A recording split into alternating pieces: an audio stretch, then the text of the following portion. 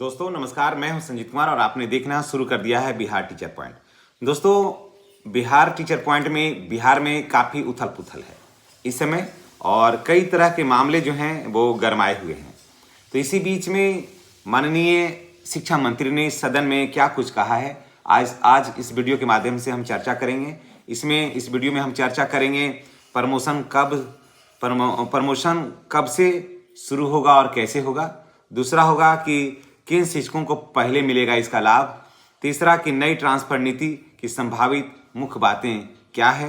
चौथा, जून में बड़े स्तर पर तबादले की है जो संभावना, और क्या ऑनलाइन प्रक्रिया लागू रहेगी या नहीं। इन सारी बातों को आज हम आपके सामने लेकर आए हैं। चैनल पर नए हैं तो तमाम भाई बहनों से मेरी गुजारिश है कि चैनल को सब्सक्राइब करके बेल आइकन को दबाइए ताकि वीडियो का जो नोटिफिकेशन है वो आपको मिलता रहे। बिहार के सरकारी विद्यालयों में कार्यरत लगभग सभी शिक्षकों के लिए बहुत बड़ी खुशखबरी सामने आई है। जहां मौजूदा वित्तीय वर्ष 31 मार्च को समाप्त होने वाला है और 1 अप्रैल से अगला वित्तीय वर्ष यानी कि नया वित्तीय वर्ष जो है वो प्रारंभ होने वाला है। तो अप्रैल के महीने में शिक्षकों की प्रमोशन की जो प्रक्रिया शुरू की जाएगी, जैसा कि माननीय शिक्षा मंत्री जी ने भरे सदन में कहा है कि शिक्षकों की प्रमोशन की जो प्रक्रिया है वो प्रारंभ हो जाएगी। बजट सत्र के दौरान शिक्षकों का प्रमोशन को लेकर के कई सवाल उठाए गए थे, बहुत तरह की चर्चाएं हुई थी और उसमें स्पष्ट किया गया था और सकारात्मक जवाब भी मिल गया था कि अप्रैल में हम जो प्रमोशन की जो प्रक्रिया है, स्नातक ग्रेड में प्रमोशन की प्रक्रिया जो है वो शुरू करेंगे, चाहे वो नियोजित हों, विशिष्ट हों या जो भी हों। सबसे पहले चरणबद्ध तरीके से हम शुरू करेंगे, यानी कि सबसे पहले हम नियोजित शिक्षकों का करेंगे क्योंकि उनकी संख्या कम है, उसके बाद फिर आगे हम करेंगे, लेकिन सारे शिक्षकों का प्रमोशन होने वाला है। अब दरअसल बिहार विधानसभा बजट सत्र में जेडीयू के एमएलसी संजय कुमार सिंह ने शिक्षकों को लंबे समय से प्रमोशन नहीं मिलने के मुद्दा को उन्होंने जोरदार तरीके से सदन में उठाया था।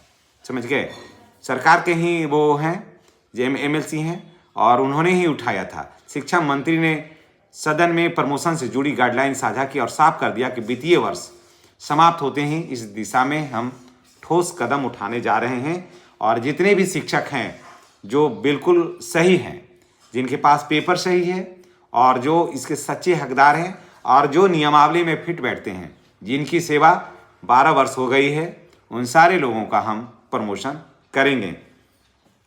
भले ही वो नियोजित से विशिष्ट बने या नियोजित से बीपीएससी के माध्यम से शिक्षक बने। टीआरई 1 टीआरई 2 में जो शिक्षक गए या टीआरई 3 भी कर लीजिए, टीआरई 3 तक कम ही गए क्योंकि टीआरई 2 तक गए नियोजित से शिक्षक, टीआरई 3 में नहीं गए, कारण कि देख लिया कि इसमें ज़्यादा जाने से कोई फ़ायदा नहीं है। 1 में तो बड़े पैमाने पर गए, थोड़ा टीआरई 2 में थोड़ा कम गए, टीआरई 3 में कोई गए ही नहीं। तो ऐसे में देख लिया कि वेतन में ज़्यादा कुछ अंतर नहीं है, तो बड़े से शिक्षक उसमें गए ही नहीं और नियोजित शिक्षक या विशिष्ट शिक्षक के पद पर ही बने रह गए। अब क्या प्रमोशन सिर्फ है बल्कि शिक्षकों का ट्रांसफ़र को भी होगा। तो अब इसमें ये बात करते हैं कि अप्रैल की जो प्रक्रिया शुरू होने की जो है घोषणा हुई है, उसमें हजारों शिक्षकों के मन में जो है उम्मीद जो है वो जगी है, राहत मिली है। और ख़ास करके उन शिक्षकों को जो काफ़ी दिनों से 20-20 साल से विद्यालय में जमे हैं, दिव्यांग शिक्षकों को, महिला शिक्षकों को जो ट्रांसफ़र लेना चाह रहे हैं, उन सारे लोगों का ट्रांसफ़र होगा, सारे लोगों का ट्रांसफ़र होगा, इसमें कोई दो राय नहीं है। और जहाँ ट्रांसफ़र होगा उसके बाद आपको 3 वर्ष उस विद्यालय में आपको रहना होगा। हाँ, ये भले होगा कि जहाँ ट्रांसफ़र मिला है, अगर आप संतुष्ट नहीं हैं तो वहाँ मत जाइए, जिस विद्यालय में है उसी में रहिए, फिर आप आवेदन करिए, फिर आपका ट्रांसफ़र होगा। अब चलिए बात करते हैं प्रमोशन के लिए। सिर्फ प्रमोशन नहीं बल्कि शिक्षकों को ट्रांसफ़र को लेकर के बड़ा भी अपडेट आया है, वो भी होगा, प्रमोशन भी होगा और सारे शिक्षकों का ट्रांसफ़र भी होगा। इसके लिए भी नियमावली को अंतिम रूप दिया जा रहा है और उन्होंने ये भी संभावना जताया है कि मार्च के बाद नई नियमावली अंतिम रूप दे दिया जाएगा और इसके बाद कैबिनेट में इसे मंजूरी मिलेगी ट्रांसफ़र को लेकर के, और उसके बाद मंजूरी मिलते ही अप्रैल में यह नीति जो है वो लागू हो जाएगी और बिहार के सभी शिक्षकों पर, चाहे वो पुराने वेतनमान वाले हों या टीआरई 3 वाले हों या फिर विशिष्ट शिक्षक हों, सभी पर यह नियम लागू हो जाएगा।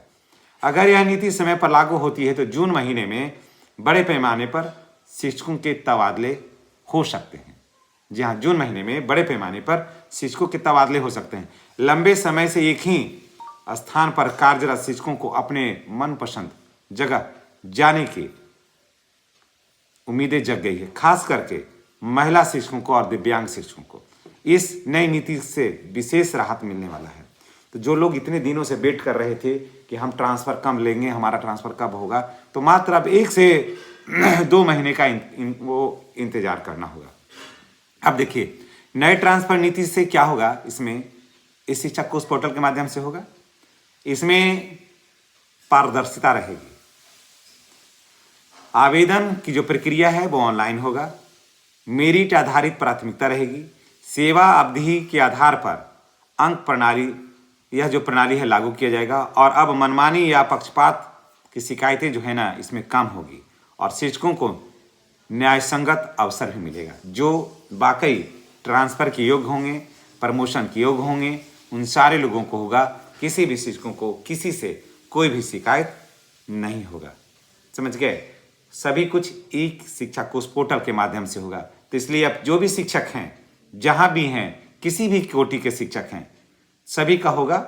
और नियोजित की भी अगर बात कर लें तो नियोजित शिक्षकों को भी ट्रांसफ़र होगा, लेकिन उनका ट्रांसफ़र ऐच्छिक होगा कि वो कहाँ जाना चाहते हैं।